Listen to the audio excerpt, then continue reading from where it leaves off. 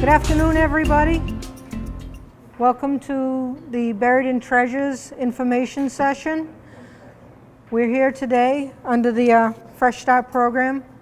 My name's Mary Freer Kellogg. I'm from the town of Fairhaven. I'm the health director in Fairhaven. This is Ann O'Donnell. She works for the Fresh Start program here in New Bedford. We've been working together for quite a few years now, trying to help people with their sorting and discarding and recognizing, why they collect and gather items. There's a lot of different names for, some people call it hoarding, some people call it pack rat, some people call it gatherer collectors. You can, whatever it is that you wish to call it or you want to call yourself, that's okay. It doesn't matter to us. Our purpose in this is to help you recognize that there's a situation, that you're not in control of this situation any longer, and that we have services available to help you all. So that's our mission. I got into hoarding remediation because I ended up with a person, and I had the unfortunate experience of having to tell them they couldn't go home. I had to cease and desist somebody from going to their home because their home was no longer safe for them to be in. And it was one of the most horrific things I've ever done in my life, and I don't ever want to do it again. So that's the reason why I started into this program. Can you see? Do you want me to move? You're all set? Okay. No, I don't want to have my back to you. I don't want to be, okay, all right. Okay, I want to make sure that you get everything out of this, hopefully everyone does. I can try. Put my yelling voice on? Okay. So Ann and I, as I said, we work for the Fresh Start program. Fresh Start, I did hoarding remediation as a Board of Health member. I have two dual roles in this. My first primary role is as a Board of Health agent. So I get a lot of referrals from fire departments, from EMTs, from the police department, from social service agencies because someone was in crisis. A lot of times what happens is there'll be a person, they have an injury or they'll take a fall in their house. The EMTs go to get them out of the house and they can't get to the person because they have to move things in order to get to the person. So my primary and Ann's primary goal in this is to make sure everybody's safe. So people get very nervous thinking that we're going to come barrel into your house and we're going to tell you you can't keep your belongings, you got to get rid of everything. That's not what we do. That's not our job at all. Our job, first of all, is to make you safe. Secondly, it's to identify what services you need to keep you safe. And then we try and guide you towards the Buried in Treasures workshop where we help you to find out why you've been gathering items and find out how we can help you to reduce the items in your household and to keep you safe long term. And it's interesting in that there's usually some incident that happened in somebody's life, and it might have been 40, 50 years ago. There's something, someone said something to you, someone did something to you. That was the beginning. The seeds were planted way back then. And now later on in your life, you find that this is becoming a problem. And I don't ever want it to be a problem. I don't ever want to have to tell somebody they can't go home again. That was not a pleasant experience. So Ann and I run this class. You want to tell them about the class? Sure. It's a very supportive cognitive behavioral group. We base it on this book right here, Buried in Treasure.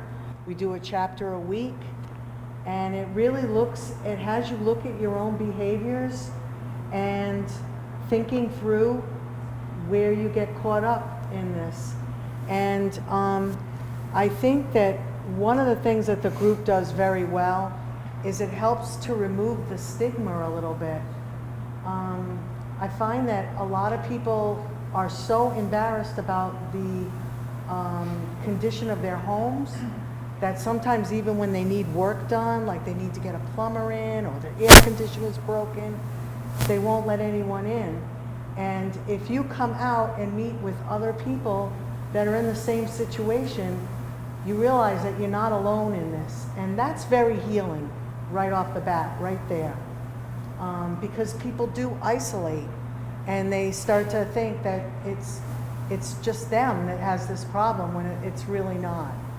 And I think the group has been very supportive, and people have learned a lot of things about themselves that have been very helpful. Did he have a question? Oh, I thought you had your hand up, sorry. So, as you come into the group, you find people are very nervous. When they first go to the group, they're very, very nervous because they feel like they have a secret and they don't want somebody else to know their secret. They think if you say it out loud, somebody's going to come and make you get rid of your belongings. We're not going to do that. We're not going to make you do anything, as long as you're safe. As I said, number one, you got to be safe. So when you get to the group, the first few weeks of it are basically a meet and greet. We want you to build relationships. We want you to talk to each other. We want you to see where somebody else is coming from. And you'd be amazed at how you build an alliance, and very quickly. I want people to be able to say out loud that, you know, I'm a hoarder. It's no different than any other illness. The DSM, it's an actual diagnosis now. It's a treatable illness. So there's no need. I don't know if, why would you feel funny about saying I am a diabetic or I have a heart condition? You don't feel funny about that, and you shouldn't feel funny about this. It's no different than any other illness. So once we get into it, as Ann said, we have a syllabus. We give you a syllabus about the third week, and we explain, it shows in there what we're going to expect from you. We want you to show up. We want you to participate. There's homework to do. Homework could be that you have to go to your house and stand there and look and try to look with open eyes and see what's out. What is it that I'm saving? What is my, where are my spots that I'm saving things in? Am I okay in this situation? Am I safe in this situation? What could I change? And sometimes it's very overwhelming. You don't really realize, and then you stand there in your house and you're like, oh my God, and you look around and you're like, oh my God, I can't do this, I can't get through this, but you can. There are tricks that we can show you, there are things that we can do. One thing that you can do is to take like a blanket, pick an area, one small area, pick a table. I want to clean off this table. And then take a blanket and cover everything around it so all you see is the table. And then work on that table. And then once you get that table cleared off, enjoy your success. Maybe buy flowers and put them on that table. So now you're looking at that table and it's not something that brings you heartache. Now you're enjoying that space. So you've taken care of that one, you move on to another space. And you would be surprised how fast you can get a lot of things done. We help you with management. A lot of people that have, in the Buried in Treasures program have issues with time management. Just time gets away from you. You don't realize how fast, the day's gone and you didn't even realize it. So maybe there's tricks to doing that. Maybe you need to set an alarm. You need to schedule it on the calendar. If you have a doctor's appointment, you'll put it on the calendar and you make it to the appointment. So that's something that you can manage. So if it works in that manner, then transfer that skill to something else. I'm going to put it on my calendar, just as if I had an appointment. This is an appointment with myself. I'm going to help myself. There's all kinds of different things, different tricks and guidance documents and skills that we teach you in this class. And not just us as instructors, you would be amazed how the fellow people in your class are the ones who find the answers for you just by conversing. There's sometimes that you're just not having a good week. We found through this last class that we did that people needed more support. When we finished our 20-week program, it wasn't enough. To walk out the door and say, okay, I finished my 20 weeks, it wasn't enough. You needed to keep that contact because you needed that alliance. You needed to build that friendship and keep it. So we made a call-down list, and each one of our clients had to receive a call and give a call to somebody else so that you weren't alone all week long. If you were having a rough time of it and you weren't, I'm supposed to be doing my 15 minutes of sorting and discarding and I just can't get it done. Well, when somebody picks up the phone and calls you and says, hey, what's going on? How you doing? And you're like, I don't know, I can't get this done, and they start talking you through the process, you would be amazed that suddenly you can get it done. When you didn't think you could, now you can. So there's all sorts of little things that you'll learn within the class. We had we had some people in our class, and I asked them for a top 10 list. Give me a top 10 list. What stops you from being able to sort and discard? So I asked them for a top 10 list. So these were all responses that the class produced. So they come up with, should I get it? So there's 10 questions. Is acquiring this consistent with my goals? Do I really need it? Do I have a place for it without getting rid of something else? Am I getting it for reasons other than the good idea? Will I be happy with my decision tomorrow? Will I be happy with my decision a year from now? Is this my only chance to get this? Will this serve as a purpose in a way that nothing I own does? Do I love it? Will the time and space and cost be worth it? Am I sure that I'm getting this for the right reasons? Is there a good reason I cannot wait 24 hours? Will this make my life better? So these were responses that came from the people within the group, because they thought that these things, and they carry this card with them. They carry it around their house with them. And they asked themselves these questions. When you look in your closet and you have 8 black jackets, and you pull out your card and you start going through and you say, do I need 8 black jackets? You know, do I have to have them? Would they be better served someplace else? So these questions help you to guide yourself through this. And then once you do these things, you'll be amazed how you feel. It's a success. You've done it. And you want to keep doing it. And that's what our hope is, to help you keep doing it. They have other questions for when you're shopping. Should I keep it? And then questions to ask yourself. Can I find a good home that's not mine? A lot of people that have hoarding disorder don't want to get rid of things because they're purposeful. They're useful. It's good stuff. I paid good money for it. I don't want to just throw it away. I understand that. And you did spend good money. And at that moment when you purchased it, it came into your life. Maybe if you had these questions, maybe you wouldn't have. Because they find that it's usually the thrill of the sale. It was a bargain. I got a good deal on it. You know, it was just so pretty, I had to have it. But there's also the regret that comes afterwards. So maybe if you went through the questions, you wouldn't have that regret. It's just another tool for you to use. But we've worked very hard. Ann and I sit on the statewide steering committee for hoarding. And we try to figure out resources and different ways to approach hoarding to try and help people understand it, and how do you find a way around it. It's very, very, very complex. There's no one size fits all for anybody. It's very individual. It's very emotional. It's very trying for yourselves, for your families. There's just nothing easy about it. But when you succeed, it's very rewarding. It's super rewarding for us. Mm-hmm. I say it all the time in my class, you know, you guys don't know what you do for me.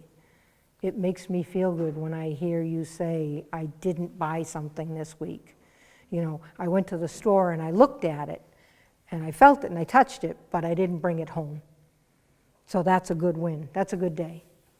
Most definitely it's a good day. So I guess what we're here for tonight is to tell you that we have resources available. We have programs available. There's people that help with sorting and discarding. There's the class if you feel like you're ready to go through the class. And if you're not, we've had people that come to the class and sit through it and then come back in the class and sit through it again. Because what we're finding is it's like reading the Bible. Depending on where you are in your life at that moment, when you read those pages, you could get something totally different out of it today than what you're going to get next week or next year or next month. It could be something totally, totally different. So if you're open to suggestions, if you're open to you know, to come into a group and sitting with a bunch of people that have similar situations to yourself, and you can help you to figure out some resources for you and get some people into place to help you, you know. And whatever that is, we had clients that came last time, and they were ready for sorting and discarding.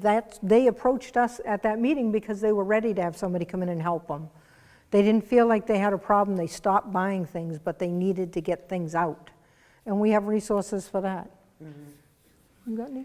They say that if you're still acquiring things, then to have someone come in and do what they call a clean out, research shows that it doesn't really help the problem in the long run. So the group is really important for addressing what goes on underneath and kind of hitting the reset button a little bit to at least stop and take a look at what you're doing. To not do that, it probably won't be as helpful for you unless you're really ready to be done with it. But most people find that they need to really look at that, otherwise that acquiring continues. So the group is really important. How do you feel about a family member insisting on doing it when you're not there? Not helpful. That's rough.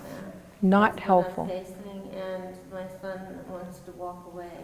Then you should ask your son to come with you to this class. We didn't have anyone like this until this last class that we did. We had a family member of somebody who was collecting, and they've been married for a long time. And this person sat in that class, and we got about halfway through it, and it was like, oh my God, I never realized that what I said and what I did made them continue to buy things, continue to purchase more items and bring them into the house. They didn't realize that the way they spoke to their spouse was causing them to continue to hoard. And they learned so much.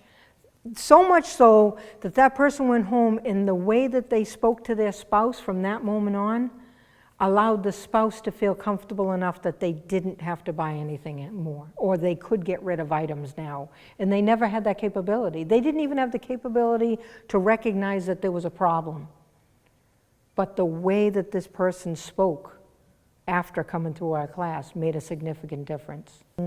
I'm sure we've all seen the show Hoarders, and if you watch that show from the beginning, the show that it started with and the show that it is now are two different shows, because we sat at a training and we just told that man that what he was doing was wrong. You going in and telling people, just ripping their belongings out of their life was not helpful. And he listened. Now if you see the show, they come in with therapists, they come in with psychologists, they come in with aftercare. It's not just, let me rip your belongings out of your life. Now it's a program. Now it's a helpful and useful program. But they didn't understand. It was just a TV show at that point. They were worried about ratings. Now they're worried about helping.